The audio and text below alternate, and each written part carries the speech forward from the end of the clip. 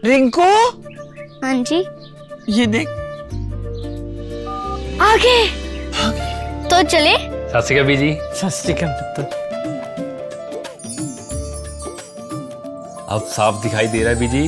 बहुत साफ दिखाई दे रहा है। बीजी इतने टाइम बाद नए चश्मे बनवा ही लिए। किसी अपने ने पैसे भेजे और हर महीने पैसे भेजेंगे। वाह। ਬੋਨਾਂ ਤੇ ਟੂ ਟੂ ਹੋਊਗੀ ਤੁਹਾਡੇ 1 ਤਰੀਕ ਤੋਂ ਬਾਅਦ। ਇਹ ਤੁਹਾਡੇ ਪੈਸੇ ਨੇ, ਇਹਦੇ ਨਾਲ ਕੋਈ ਅਮੀਰ ਨਹੀਂ ਹੋ ਜਾਣਾ ਤੁਸੀਂ।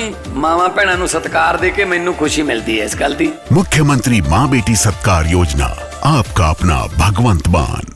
इसके अलावा 26 कंपनियों को जनरल चिट्ठी गई है जिसमें हमने लिखा है जी आपके प्रोडक्ट को इस्तेमाल कर कई लोग करते हैं, आपकी गाड़ी को, टू व्हीलर को। ये वो जनरल चिट्ठी है जो सबको गई है। तो आप अपना स्टैंड क्लियर कीजिए। इस टाइम काफी कंट्रोवर्सी चल रही है E20 को लेके। आप अपना स्टैंड क्लियर कीजिए कि आपका प्रोडक्ट जो मार्केट में है, क्या वो प्रोडक्ट E20 पुरानी गाड़ियां, 2023 के पहले की गाड़ियां, क्या वो E20 इस्तेमाल कर सकता है? क्या उसकी वजह से माइलेज कम होगी, कम होगी तो कितनी होगी, और क्या उसकी वजह से कोई नुकसान होगा? अगर आप कहते हो कि E20 सेफ है, तो क्या माइलेज कमी का नुकसान को आप भरपाई करोगे, और क्या कंपोनेंट के नुकसान की आप भरपाई करोगे? ये चिट्ठियां हमने सबको लिखी है। मैं उम्मीद करता हूं कि सारी कंपनियां, बिकॉज ये बहुत क्रिटिकल मामला है सभी कंज्यूमर्स के लिए, सारी कंपनियां इसका जवाब देगी। हमने उम्मीद की है कि 1 हफ्ते के अंदर वो सब लोग इसका जवाब देंगे, क्योंकि सबके ओनर मैनुअल कुछ कहते हैं और पब्लिकली कुछ कंपनियों ने वो कहा है। प्लस कल मैं कुछ पेट्रोल पंप्स पे जाऊंगा, कुछ सर्विस सेंटर्स पे जाऊंगा और कुछ मिस्त्रियों के यहाँ जाऊंगा लोगों से बात करने के लिए। लोग क्या कहते हैं? सरकार तो अड़ी हुई है, जिद पे अड़ी हुई है कि हम E20 थोपेंगे सबके ऊपर। जनता क्या कहती है? सरकार कहती है सेफ है, कुछ नहीं होता, थोड़ी बहुत माइलेज कम होती है, इसकी वजह से कोई नुकसान नहीं हो रहा। जनता क्या कह रही है? जनता का क्या एक्सपीरियंस है? बीच में ये जनता को एंटी नेशनल कहना शुरू कर देते हैं, कोई लॉबिंग कहना चालू कर देते हैं। अब तो ये देख रहे हैं कि इनके ही अपने बड़े बड़े ब्लॉगर, बीजेपी वालों के ही बड़े बड़े इन्फ्लुएंसर, वो ही इनको गालियां दे रहे हैं सोशल मीडिया के ऊपर। तो इस तरह से 140 करोड़ जनता को एंटी नेशनल बोलना, टेररिस्ट बोलना, आतंकवादी बोलना, ये सही नहीं है। जब जनता अक्रॉस पार्टी लाइंस, अक्रॉस वो दुखी है, तो एक जिम्मेदार सरकार की जिम्मेदारी है कि वो जनता की आवाज़ को सुने, क्योंकि इनका ये decision, this is against science, this is against logic, this is against engineering. तो जाहिर तौर पे ये पब्लिक इंटरेस्ट में तो नहीं है, ये किसके इंटरेस्ट में है ये अभी समझ नहीं आ रहा हम लोगों को।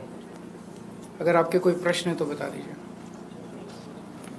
अपने का सर्विस सेंटर जाएंगे तो आप वहाँ पे जो लोग काम कर रहे हैं उनसे भी बात करेंगे? उनसे भी बात करेंगे, कंज्यूमर से भी बात करेंगे, सबसे बात करेंगे।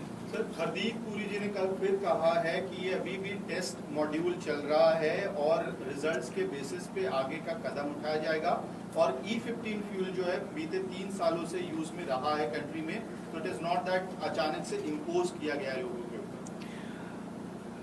एक दिन सुप्रीम कोर्ट में वो कहते हैं कि ये टेस्ट चल रहा है, ट्रायल चल रहा है, और ट्रायल कंप्लीट होने के बाद हम एक्चुअल निर्णय लेंगे।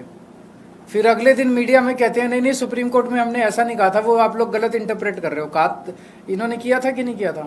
अब आप कह रहे हो कि कल हरदीप पुरी जी ने ऐसे बोला कि ये तो ट्रायल चल रहा है। तो क्लियर बता देना, एक दिन कुछ बोलते हैं, एक दिन ये सरकार चला रहे हैं, क्या चला रहे हैं? जब वो इस तरह की बातें करती है सरकार, तो लोगों की सरकार पर से विश्वसनीयता कम हो जाती है। एक जमाना ऐसा था जब सरकार कुछ बोल देती थी तो लोग सोचते थे ये सरकार ने बोला, ये सही है। आज ये हो गया कि सरकार कुछ बोलती है तो लोग सोचते हैं कि झूठ ही बोल रहे होंगे, सरकार बोल रही है। हर चीज में झूठ, हर चीज में झूठ। राम मंदिर मामले पे कल चंपत राय ने पहली बार चिट्ठी लिखकर अपना बयान जारी किया। उन्होंने कहा कि जब तक SIT की रिपोर्ट नहीं आती है मैं कुछ नहीं बोलूंगा, उसके बाद अपने पक्ष रखूंगा। लेकिन अनिल मिश्रा पर उन्होंने आरोप लगाया कि उनके हस्ताक्षर नहीं थे ट्रेजरर की तरफ से। देखिए सारा मामला अनिल मिश्रा, टिन्नू यादव, फलाना ढिमका, इसी के अंदर घूम रहा है। असली चोर तो बड़े बड़े हैं, वो तो कहीं और ही बैठे हैं। SIT जो है वो एक दिखावा है। SIT केवल और केवल लोगों को बेवकूफ़ बनाने के लिए, बड़े बड़े चोरों को बचा लिया गया है। मतलब एक उनकी प्रेस कॉन्फ्रेंस के बाद ये दिखा दिया कि बस सब कुछ अब ठीक हो गया, अब चंदा चोरी जो है वो बंद हो गया।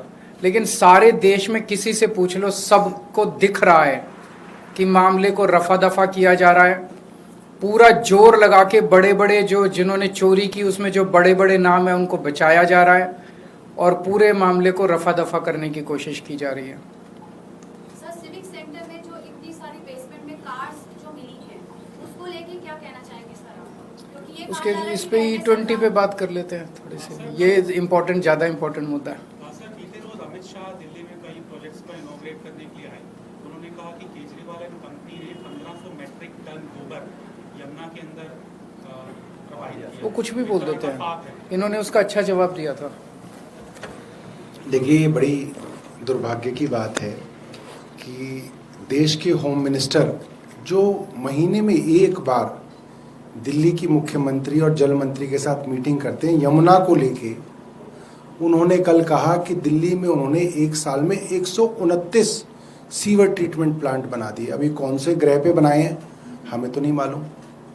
दिल्ली में जब बीजेपी की सरकार बनी तो 37 एसटीपी थे, आज भी 37 ही हैं। एक एसटीपी नहीं जोड़ा और अमित शाह जी ने कह दिया 129 नए बनाए हैं। गोबर गैस की बात है, गोबर की प्रोसेसिंग, उसका निपटारा एमसीडी का काम है, सब लोग जानते हैं। 17 साल से एमसीडी में भारतीय जनता पार्टी थी, अभी भी भारतीय जनता पार्टी है। तो मुझे लगता है कि सरकार और मुख्यमंत्री जी की तरफ से ब्रीफिंग जो है वो नहीं दी जाती अमित शाह जी को।